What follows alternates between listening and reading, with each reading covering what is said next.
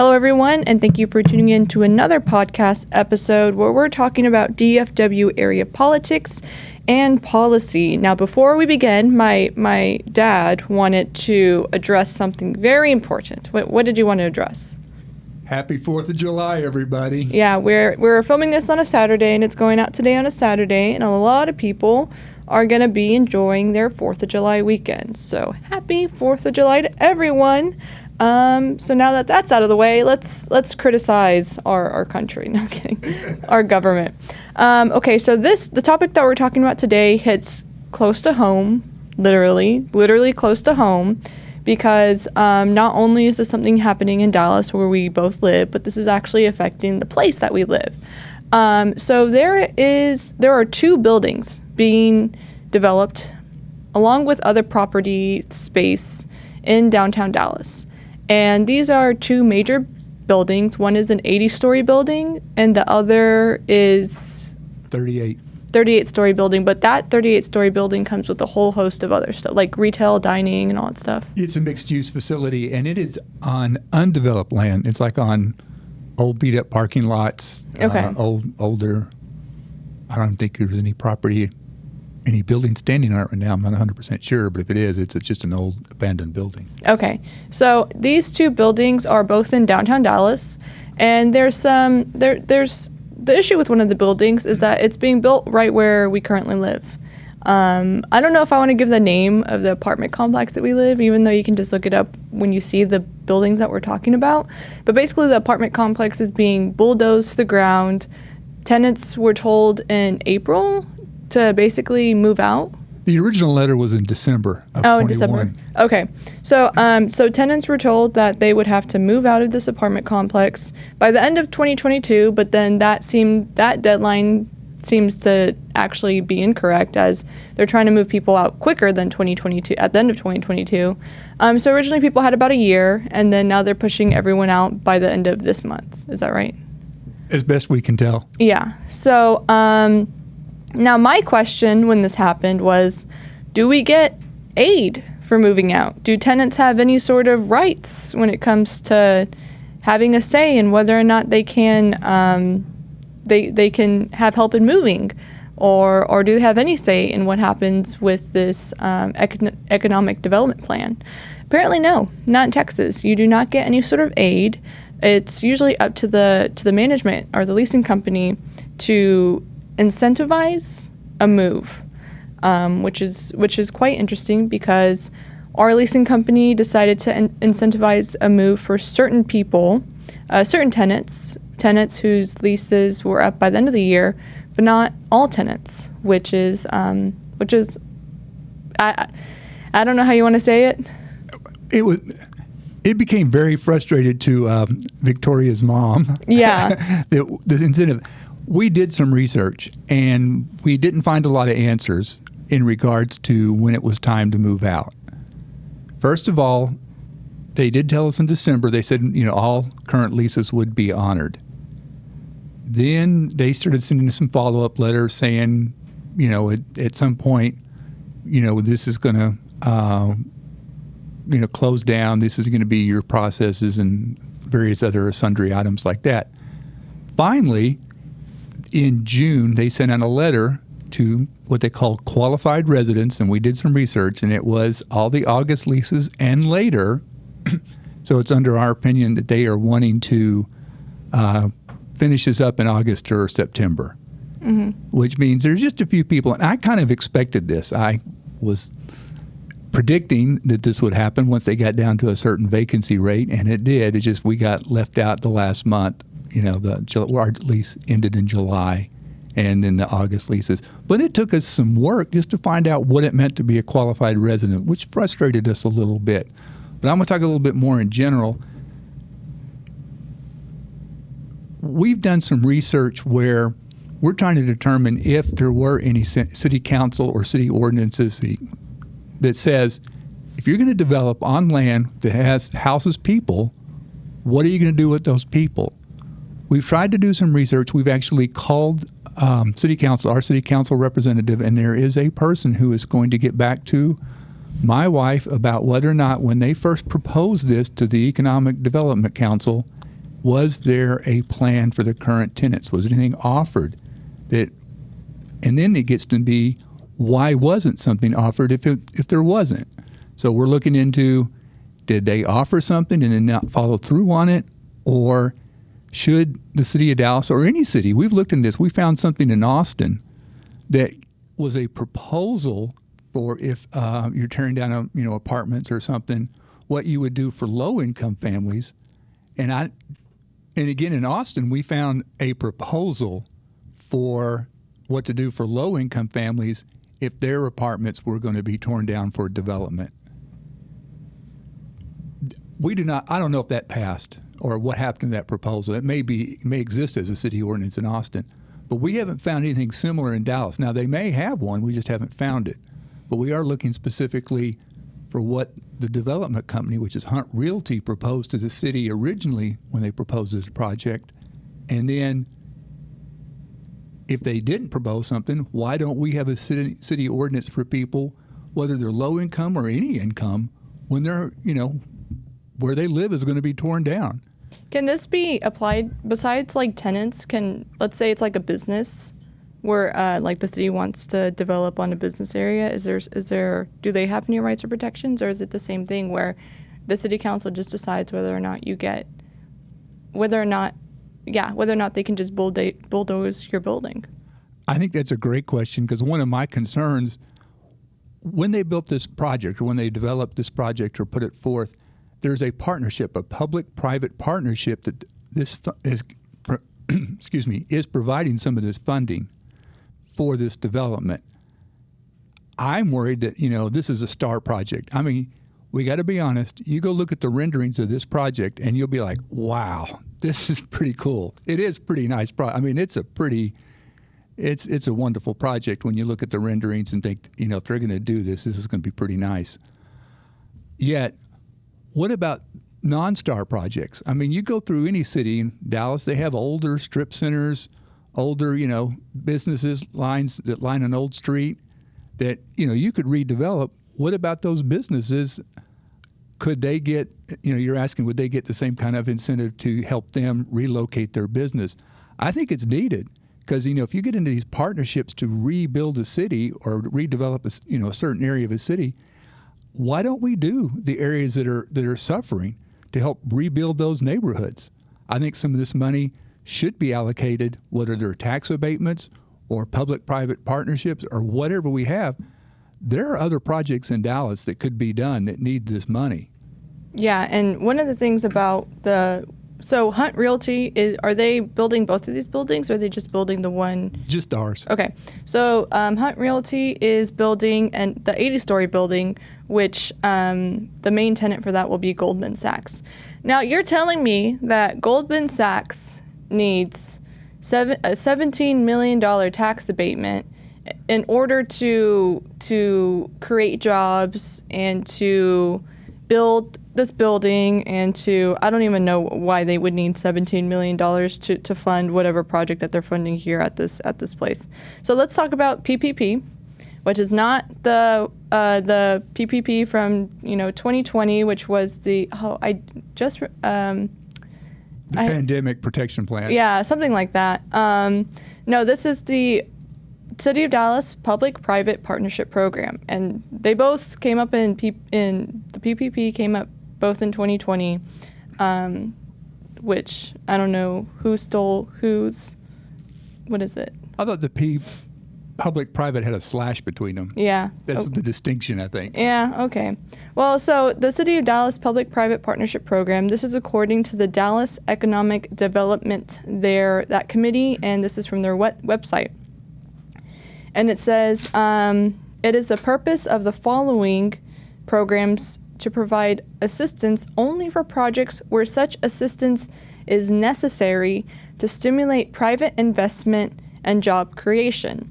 Accordingly, these programs are available when agreements between the city and private parties that are not tax exempt are approved by City Council prior to private investment occurring. Okay, so again, this is Hunt Realty and Goldman Sachs. Goldman Sachs is a multi-billion-dollar company.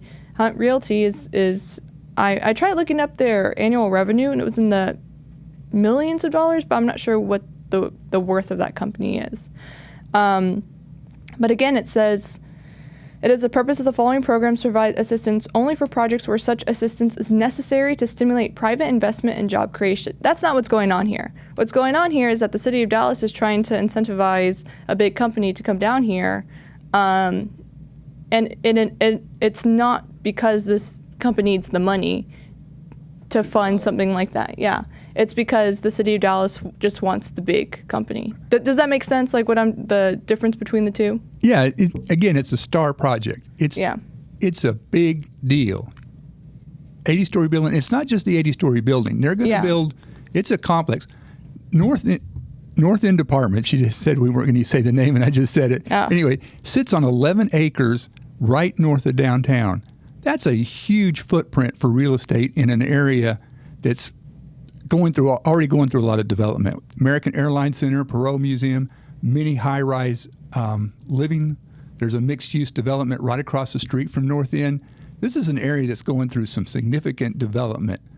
Do they need this money?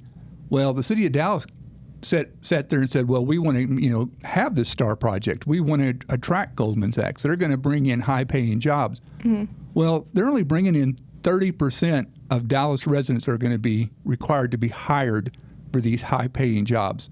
So they can bring in 60+%, from outside Dallas. Wait, what are you talking about? Part of the incentive for them to come in and get this was they would guarantee that of these high-paying jobs, 30% of them would be Dallas residents, 30+%. Oh, okay. So they would recruit only within Dallas. Yes, that was part of the reason why they got the $17 million abatement. It's a carrot to, because they said, and this is probably true, Goldman Sachs is a huge national presence. They could go to any city they want to. So we got to at least pony up, at least that's the city's reasoning, something to help them decide to come to Dallas. Well, they did this tax abatement a year after they originally approved this project. So that's a little bit of a weak argument this late in the game, because they look like they were already coming. But it's coming. It's going to be here. But to the point about that private-public partnership, if they want to help pony this project up, fine. But there are some projects in Dallas that need this money more than Goldman Sachs and Hunt Realty. Hunt Realty develops property all over Dallas. They're a major player here. Mm-hmm. Yet, again, if we're going to make Dallas across the board, and there are a lot of residential areas, neighborhoods that have older strip centers, older property where, just a bunch of old businesses run along the side of the street. They could use this same development too, bring in new businesses, new development, help the property owners there, help create new jobs close to home to people in neighborhoods. That would be just as beneficial, if not more so, big picture wise, than bringing in one big project. Mm-hmm. Yes, this is going to have a lot of jobs. Building this is going to create an enormous amount of construction jobs. And of course, you get an 80-story building, if they fill it, and I want to hold on to that point, if they fill it, that means a lot of, secondary businesses are going to be able to develop, whether they be restaurants, support services for a building that size, office supply companies, you name it. You're going to get a lot of secondary business. So it's good. The big picture is this is going to bring in jobs if it comes to fruition. Mm-hmm. This is a 20-year project, according to one article I read. It's not going to be fully developed for 20 years. That's a pretty big time frame to make sure some of the promises that were made by Hunt Realty come to fruition. We don't know. We won't know, to the point where the people in the city council right now, 20 years from now, are they going to be on city council to come back and check all this? The people in the Economic Development Council, are they going to be here 20 years from now to check all this? I don't think so. We have to be conscious of, when we make these projects, how do we verify, how do we verify that all that they promise happen? Now, if it gets built and all the subsidiary businesses develop, that's going to be great, because that's going to be a lot of jobs. A lot of them are service industry jobs, though. They don't pay as well as what Goldman Sachs is going to pay. So, there's got to be a balance to how much more high-paying jobs get created from this than just the 5,000 from Goldman Sachs.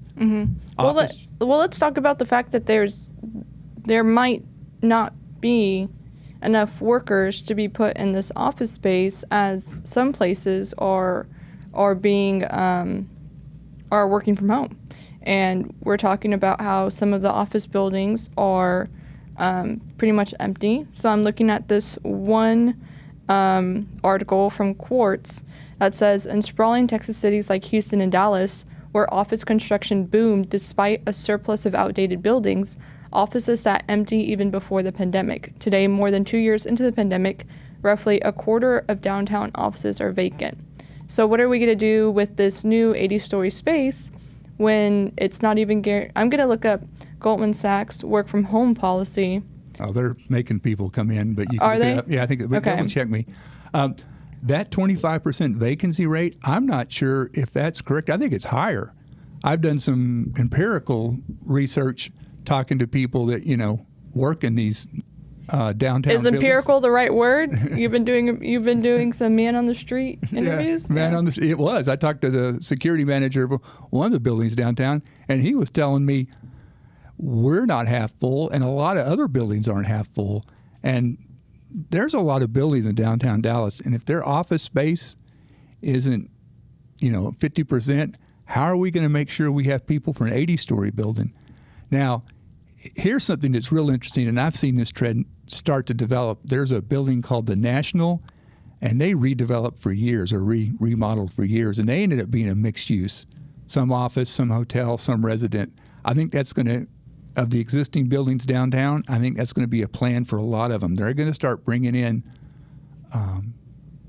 the residents, because where they're building this 80-story building, it's not an area of Dallas where there's office buildings. It's residents, high-rise residents, 30 and 40 stories, give or take, a few apartments.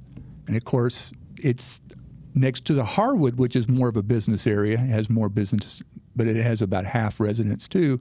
So this is going to be kind of an oddball building in regards to the rest of the neighborhood it's in, Victory and Harwood, and right next to the Perot. So it's going to be interesting to see how this develops business-wise when everything around it is residents. Mm-hmm. So you're right. Goldman Sachs, they are having people come back to the office 5 days a week, which still, is that enough to fill an 80-story building? No, it's not. Well, I mean, they weren't even being proposed to take over that entire building. They're just going to be the main tenant, which I guess means having their name at the top of the tower, all that good stuff. So going into the specifics of what exactly is happening, and everything that we listed here, we're pulling up from the Dallas Economic Development, their website. When it comes to specifics about this plan, I'll go ahead and list it in the text that goes along with this podcast. So if you're clicking on the podcast, just look underneath and you'll see all these photos and screenshots from the plan. So it says a real property tax abatement with Hunt Realty or an affiliate thereof, including North End, exempting 50% of the taxes on the added value to the net new tangible real property for a period not to exceed 10 years. Now, this is my question. This is supposed to be a 20-year project. What are they're talking about a tax abatement for 10 years? That just means this abatement lasts for 10 years. So after 10 years, this tax abatement isn't going to be liable? They're just going to revisit it, or? Well, they may have to revisit it, but technically, no, it just ends. They didn't pay the normal taxes. Okay, and then it says a business personal property tax abatement with Goldman Sachs & Co. LLC or an affiliate thereof, exempting 50% of the taxes on the added value to the net new tangible business personal property for a period not to exceed 5 years. Again, if this project's supposed to take 20 years, these numbers are not, to me, relevant, if that makes any sense. But it says on the new tangible business personal property, so I'm assuming that means like once the property is built, then they get the tax abatement for 5 years after that. Yes. Okay. Whenever they start evaluating the property. Yeah, this is going to be like, this is just one project, you know what I mean? And I assume there were so many proposals like this. Who is keeping track of all these? Why, kind of just being a watchdog of all these projects that are supposed to bring in new business. Like how much, it's no doubt that jobs are coming to Dallas, more people are interested in working in Dallas, and there's a lot of people are interested in investing their life and, living in Dallas. But at the same time, these promises that are being made, are they being kept? So, and that's a good question, because one of the concerns that one of the city councilwoman had was, and she was asking about minority-owned businesses. How much of this is going to, of the building, the contracting of building this is going to go to minority-owned businesses?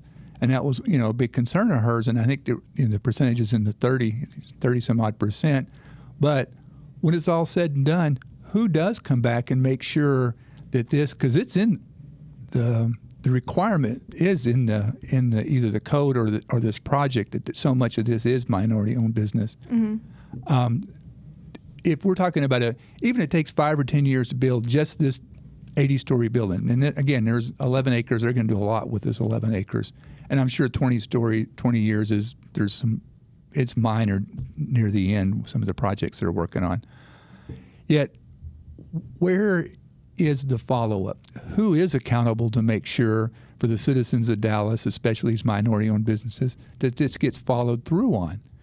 What checklist do we have to make sure that happens? And that's for any project, because that's pretty much a standard city of Dallas. When we talk about these big projects, that minority-owned businesses get some opportunities from this. And that's very important. And so, to your point, who's the watchdog down the road? And then if they don't do it, what's the accountability for it? Mm-hmm. And another question that I had was, well, first of all, I reached out to the economic development, their office, to see if I can get any answers, because there was supposed to be an agreement made, or there was supposed to be certain qualifications. What's the word? Is qualifications the right word? I don't know. Certain eligibility requirements that were supposed to be made in order for Hunt Realty and Goldman Sachs to have the okay from the city council to go ahead and go through with this program. And I reached out to the economic development office to see if we could get those eligibility requirements and why Goldman Sachs and Hunt Realty were able to. And it seemed, I know it sounds like we're doing a witch hunt against these two companies. It's not really a witch hunt. It's just the fact that this is where we're living. This is directly affecting us, and it brought up all these interesting questions about what's happening with the space that we live in, the rights as tenants, and whether or not Dallas is developing in areas that could be renewed and invested in, rather than just taking a space that didn't really need that investment but did have a big backer behind it, if that makes sense. I think it does, and I like your point. This brings up many questions, mm-hmm. and these questions are what we're asking the city of Dallas, the residents and the council. If you don't have a plan in place now for these kind of situations, we need a place. Anytime you go back and revitalize a neighborhood, you're going to make some changes, and people are going to be affected by that. So what's there for the current residents, the current businesses? You mentioned that earlier. What is there for them? What codes exist to protect them? We're going to have to move. We're stuck with that. Why weren't we given something to help us with this move? Not just us. We're talking about there are 540 units at our apartment complex. So there's, close to 600 or 700, 800 people probably having to move. This happened post-pandemic in an era of high inflation. Everybody knows about the inflation going on right now. If you look at apartment rents, you can look at an apartment today. A month later, that same apartment is renting for hundreds more. It's crazy. The rate of apartment, and I think this is going on across the country too. Apartment rental rates are skyrocketing right now, and it's, they list the rate of inflation for this and the rate of inflation for that. Apartment rents are going up above the rate of inflation if you do the math, or at least it looks like it to me. So that's a concern. But even if there wasn't inflation, if you're told in December you're going to have to move, that changes everything about your life. We obviously were very comfortable where we lived. some people a little bit more transient than we are. They're going to live in one apartment, then they're going to move to another one a year or two later. It's not that big of a deal. But either way, when you have moved into a place, you've made a life, or let's be fair, a small business, and they're going to rebuild your neighborhood. What does the city offer you to make sure you can afford to make this transition, whether it's relocating a business or relocating your residence? We want the city of Dallas to grow. We're not against this project. What we're against is what protections do the current residences and businesses have when these things happen? And we're learning, unfortunately, the hard way, that we're not seeing too many. Any. And again, we saw something that was a proposal for a code in Austin. I don't know if that passed because we were just running through a whole bunch of stuff over the past week. But we didn't see anything here. My wife called one of the city council members, our council member, and talked to a staff person about, and they are researching whether or not in the original proposal there was something for the residents, and we mean all the residents.